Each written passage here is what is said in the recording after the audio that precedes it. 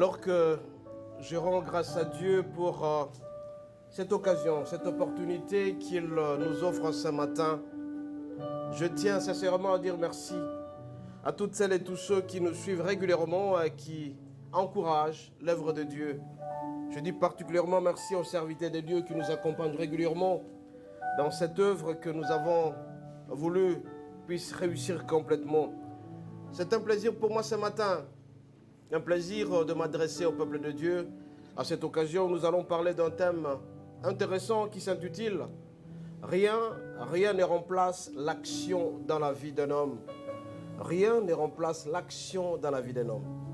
Bien-aimé, quand quelqu'un naît, il grandit et finira par disparaître, chacun dans sa tête a un projet qui doit être réalisé, un projet qui doit être matérialisé. Il y a des gens qui ont les projets du mariage, il y a des gens qui ont les projets de créer une entreprise, d'avoir les enfants, de conduire un pays et de faire l'essentiel. Mais il faut toujours commencer par quelque part. Rien ne remplace l'action, rien ne remplace l'action dans la vie d'un homme. Ainsi donc, bien-aimés, nous allons nous servir de deux portions intéressantes d'écriture. Nous allons lire dans Genèse 12, du 1er jusqu'au 9e verset. Et nous allons lire dans Hébreux 11, verset 8. Genèse 12, du 1er jusqu'au 9e verset. Nous allons lire au nom de Jésus. L'Éternel dit à Abraham, va-t'en de ton pays, de ta patrie et de la maison de ton père, dans le pays que je te montrerai. Je ferai de toi une grande nation et je te bénirai. Je rendrai ton nom grand et tu seras une source de bénédiction. Je bénirai ceux qui te béniront et je maudirai ceux qui te maudiront. Et toutes les familles de la terre seront bénies en toi. Abraham partit comme l'Éternel lui avait dit. Lot partit avec lui. Abraham était âgé de 75 ans lorsqu'il sortit des 40.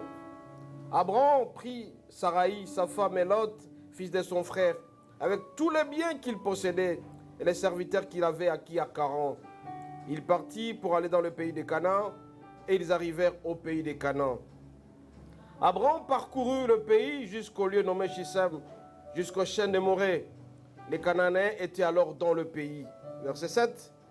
L'Éternel apparut à Abraham et dit, je donnerai ce pays à ta postérité. Et Abraham bâtit là un autel de l'Éternel qui lui est apparu. Verset 8. Il se transporta là vers les montagnes à l'orient de Bethel. Il dressa ses tentes avant Bethel à l'occident et l'orient. Il bâtit encore là un autel à l'Éternel. Il évoqua le nom de l'Éternel.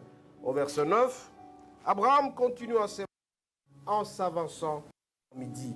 Ça, c'était Genèse 12, du 1er jusqu'au 9e verset. Nous prenons Hébreux 11, verset 8. Hébreux 11, verset 8, il est dit ceci. C'est par la foi qu'Abraham, lors de sa vocation, obéit et partit pour un lieu qu'il devait recevoir en héritage et qu'il partit sans savoir où il allait. Bien-aimés, ce matin, notre thème s'intitule « Rien ne remplace l'action dans la vie de quelqu'un ». Mais avant de commencer, bien-aimés, nous allons demander à ce que le Saint-Esprit nous accompagne dans ce travail afin que cette parole puisse changer les gens sachent que rien ne peut remplacer l'action dans la vie. Notre aîné, notre roi, ce matin, tu vas nous parler de ta part sur ce thème de l'action qu'un homme doit mener pour réaliser un projet. Nous disons merci au Seigneur, nous te disons merci, nous disons aussi merci au Saint-Esprit qui nous accompagne. Mais demandons à ce que ceux qui vont nous suivre puissent accorder une attention soutenue à cette parole et qu'ils puissent être transformés et qu'ils s'en prennent à commencer toujours par une action pour réussir une action. Nous t'avons ainsi prié au nom de Jésus. Amen. Bien-aimés, nous avons lu dans Genèse 12, du 1er jusqu'au 9e verset, tout le monde connaît l'histoire d'Abraham. Abraham, c'est de deux générations. Abraham est à la fois dans le judaïsme et dans le christianisme. Dans le judaïsme, pourquoi? Parce que nous l'avons étudié dans l'Ancien Testament. Il est le père de la foi. Et dans le christianisme, si nous parcourons, quand on nous parle de la de Jésus, qu'est-ce qu'on nous dit? On nous dit que Jésus est aussi issu d'Abraham. Il est dans la charnière entre l'Ancien et le Nouveau Testament. Alors, quand les gens meurent, on nous dit qu'ils meurent dans le sein d'Abraham. Ils meurent tous dans le sein d'Abraham. Donc, on se réclame tous fils d'Abraham. Et c'est lui qui se réclame fils d'Abraham, il doit avoir... On nous dit que Abraham est le père de la foi. Et pourquoi Abraham est père de la foi? Parce que tout simplement, il est lancé dans une aventure où lui-même ne savait pas où est-ce qu'il devait aller. Abraham, il était judaïste, c'est-à-dire qu'il avait plusieurs idoles, adorait n'importe quoi. Alors après, quand lui est apparu, il confie à l'unique Dieu. Et donc, il est à la fois dans le judaïsme, eux dans le christianisme, à travers Jésus, bien sûr. Alors, Abraham, pour réussir tout ce que nous connaissons aujourd'hui, pour avoir cette célébrité, pour avoir un nom, il est passé par certaines épreuves. C'est quoi donc une épreuve, bien-aimé? Une épreuve, c'est une expérience par laquelle l'homme est appelé à passer. Tout le monde, bien-aimé, a des épreuves dans sa vie. Pour établir ta qualité, ton intelligence, ta résistance, tu dois passer par certaines épreuves. Ces épreuves peuvent être connues ou inconnues. Alors, pour vérifier, par exemple, que tu es très fort, tu dois passer, pour ceux qui font le sport, à travers les boxeurs, tu peux t'affronter très fort que lui, et si tu le battais, on dira que tu es très fort. C'est une épreuve. Abraham, qui est le père de la foi, est passé aussi par certaines épreuves. Des épreuves qu'il ne connaissait pas, qu'il n'attendait pas. Parce que tout simplement, Dieu lui a demandé, quitte là où tu étais, va à l'inconnu. Là où il était, c'était certain qu'il savait. Mais il devait aller à l'inconnu. Bien aimé, il y a des gens qui ont des projets, qui ne savent pas si ces projets vont réussir. Tu veux te marier, tu ne sais pas quelle femme tu vas te marier. Tu veux commencer les affaires, tu ne sais pas si ces affaires vont réussir. Tu veux commencer un ministère, tu ne sais pas si ce ministère va réussir. Mais le Seigneur te dit, il a dit à Abraham, va-t'en. Et je te montrerai où là où tu vas partir. Il a décidé de lui-même. Il a pris sa femme Sarai, son neveu Lot, et il est parti. Dans l'inconnu. Nous disons, bien aimé, qu'Abraham est le père de notre foi. Donc il devait commencer par certaines épreuves. Je vais vous donner, bien aimé, à titre illustratif.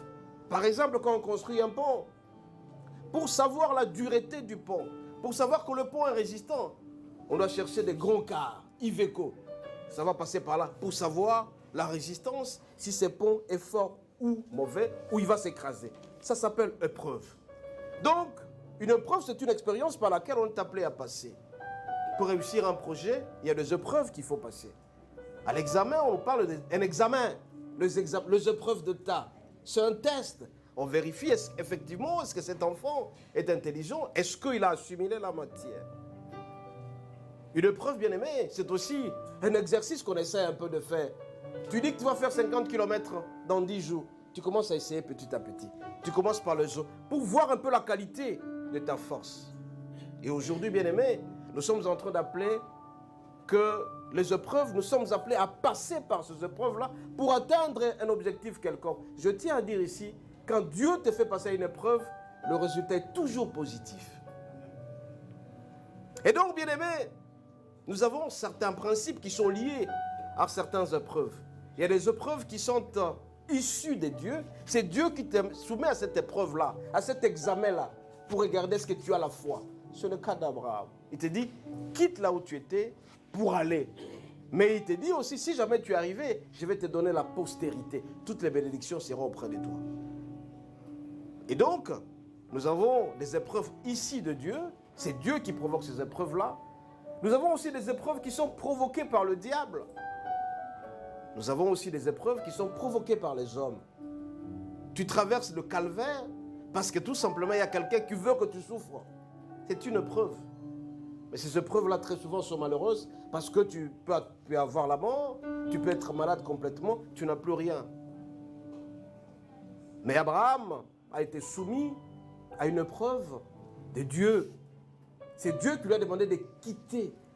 Tu ne sais pas où tu vas. C'est une épreuve, c'est une incertitude. Alors, bien aimé, les épreuves que Dieu nous soumet ont toujours une finalité positive. Donc quand Dieu te dit, voilà, tu es en train de prier, il te demande de commencer un ministère. Tu pries pendant 1 semaine, 2 semaines, 3 semaines, tu te concentres, mais sois sûr et certain que si c'est réellement que le Seigneur t'a révélé cela, comme ça a été le cas d'Abraham, la finalité sera toujours positive. Bien-aimé, regardez Abraham, un homme âgé de 75 ans. Entre nous, personne n'a 75 ans, 75 ans, c'est beaucoup. Mais on te demande de quitter là où tu étais. Tu étais habitué à tes voitures, tu étais habitué à tes enfants, à tes frères qui étaient à tes côtés, mais on te demande de quitter là. C'est une épreuve. Mais on te demande d'aller où tu ne sais pas. Et pourtant, tu n'as pas d'enfant. Et quand le Seigneur te demande de quitter, tu vis dans l'incertitude. Je vais là-bas. Mais une fois que je vais arriver, est-ce que je serai heureux dans ma vie? Est-ce que j'aurai un enfant? Mais Abraham, qu'est-ce qu'il a fait? Il a accepté ce que le Seigneur lui a demandé. À telle enseigne qu'il est arrivé à certaines places, que lui-même a construit des hôtels pour le Seigneur. Je te pose la question ici. Est-ce que tu associes le Seigneur à ce que tu fais? Ou tout simplement, tu utilises ton intelligence et ta sagesse. Tu penses que tu es fort.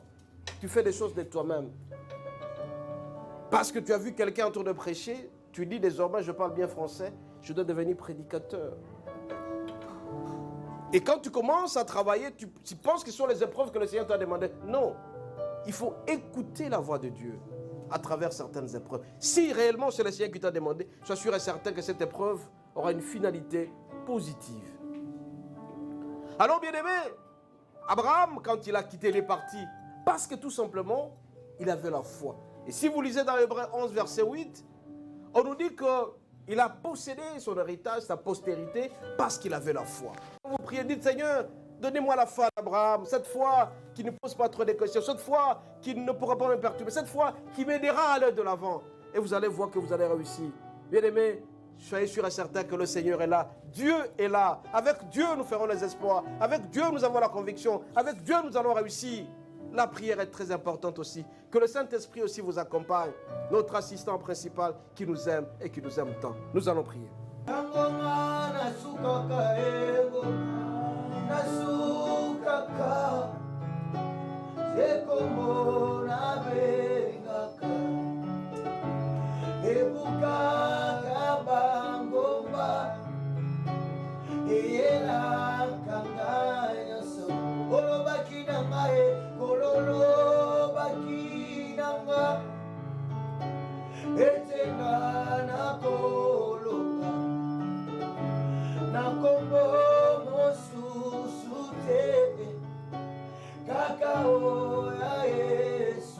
Mokonzi na nyonso topamboli kombo na yo na iloba oyo oti kolobela biso ya solo tango tozalaka na kati ya pasi esengaka kondima eza na kati na biso ya solo tango tozalaka na kati ya mikakatano esengeli mpe basakrifise ezala oza na pasi otelemi oluki nzambe ya solo tango tozalaka na bosenga esenga mpe tomonaka bariske nango nde tozotombola mongongo ndeko oyo nyonso esika azali tikete sala nano eloko moko bandisa nano kondima ete lelo na kotelema nzambe oyo atindaki Abraham mpe akokisaki bilaka na ye lobano ya nzambe elobi ete baokaka ya nzoto te bana ya Abraham me ya molimo mpe lokola yo ndimaki Yesu tikete telema elongo na Abraham nde tobele loboko ya moto ekende kosimba nyonso aza kobela nyonso aza na pasi esika azali na kombo na Yesu Kristo moto ya nzambe ekende kofongola ekende kokangola mpe kotelemisa ye ete atatola monene ya bonzambe o mpe aza na likambo azosala ntango so aza koyimayima mokolo oyo eza mokolo ya solution mais sengeli kaka otelemi nzambe pambola émission ya lelo yo oza nzambe oza multi système omonaki lakino eza na kati ya bato lelo otinda liloba mais liloba no elobi ete otindaki liloba mpe liloba etelemisaki esikulaki biso tikete liloba lelo nzambe epesa vie na moko akoyoka yango na kombo na Yesu Kristo amen.